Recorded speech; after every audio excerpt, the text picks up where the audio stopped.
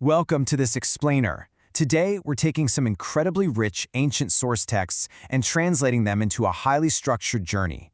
We're going to explore the staggering scale, the epic history, and the profound intimacy of the greatest angel described in Islamic tradition, the Archangel Jibril, or Gabriel.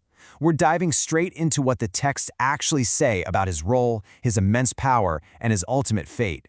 So let's start with a basic question. Have you ever actually wondered what the greatest angel looks like? We usually picture angels as humans with a simple pair of white wings, right? Well, the source material paints a picture of a being so colossal, it completely shatters human imagination. According to the sources, the Prophet Muhammad actually saw Jibril in his true, unconcealed form, and the texts reveal a staggering number. Jibril possesses an incredible 600 wings, and we're not just talking about ordinary feathers here. They're described as being absolutely covered in priceless pearls and gems. When he spreads them open, they completely block out the entire horizon, radiating this brilliant green hue that just fills the sky. But beyond his physical form, the texts lay out a really fascinating hierarchy. Known foundationally as Abdullah, which means the servant of Allah, he holds some beautifully prestigious titles. He's called the custodian of revelation, and even Tawzul Malaika, which literally translates to the peacock of the angels. This establishes his absolute supremacy as the leader of the heavens and the commander of the wind. And his connection to the creation of other angels? It's literally mind-blowing. Our sources describe him daily immersing himself in a heavenly river in the fourth heaven called Naharul Hayat, the river of life. The texts state that when he steps out, 70,000 drops of water fall from his massive frame. And from every single drop, a brand new angel is created. That's 70,000 new praising angels brought into existence every single day. Section 1. High-Speed Rescues. The Four Cosmic Rushes. Moving from his cosmic existence to his earthly interventions, the texts highlight exactly 4 distinct moments in human history where Jibril had to rush down from the heavens at breakneck speed. This brilliantly illustrates his protective power. First, darting down to intervene when Ibrahim was thrown into the fire.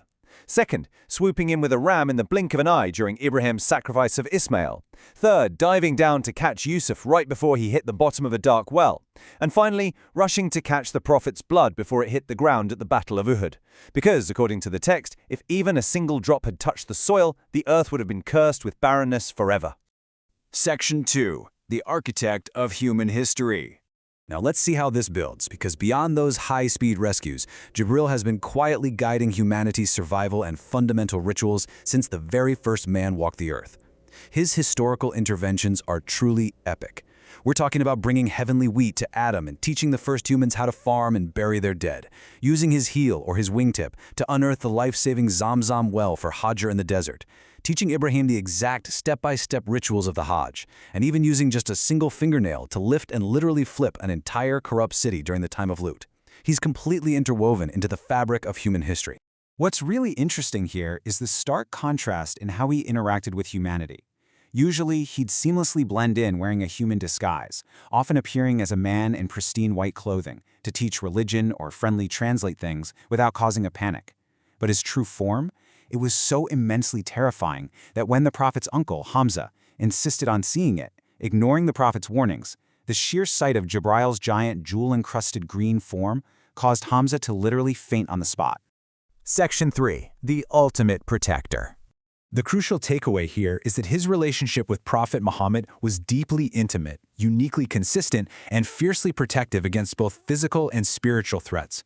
Whether it was arriving to purify the Prophet's heart with Zamzam water when he was just a 6-year-old boy, translating Arabic for Salman Farsi, acting as a literal invisible veil so attackers like Jamil couldn't even see the Prophet sitting right in front of her, or appearing as a giant, terrifying camel to scare off the hostile Abu Jahl, Jibril was a constant, impenetrable shield.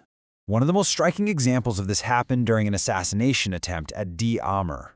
An enemy named Shanzor stood over the resting Prophet with a sword drawn. The Prophet remained perfectly calm and simply said, "My Lord is with me." In that exact fraction of a second, Jibril invisibly and forcefully struck the attacker right in the chest, making Shanzor drop his sword and ultimately changing the entire path of his life. Section 4. The Final Farewell. This profound, lifelong bond culminated in a deeply emotional farewell during the Prophet's final days on earth. The sources detail a really tender 3-day sequence. Jibril visited on the first and second days just to gently check on the Prophet's declining health and offer comfort. Finally, on the third day, he arrived accompanied by the angel of death, Azrael. Interestingly, the text notes that Azrael stood at the door and actually asked for permission to enter, something he had never done before and would never do again. In a truly heartbreaking moment right before the prophet passed away, Jibril made a heavy announcement. He stated that his earthly mission of delivering revelation was now entirely complete. He declared, "This is my last descent to earth." The direct connection between heaven and earth via revelation was officially sealed. Section 5. The Cosmic Scale of the Unseen.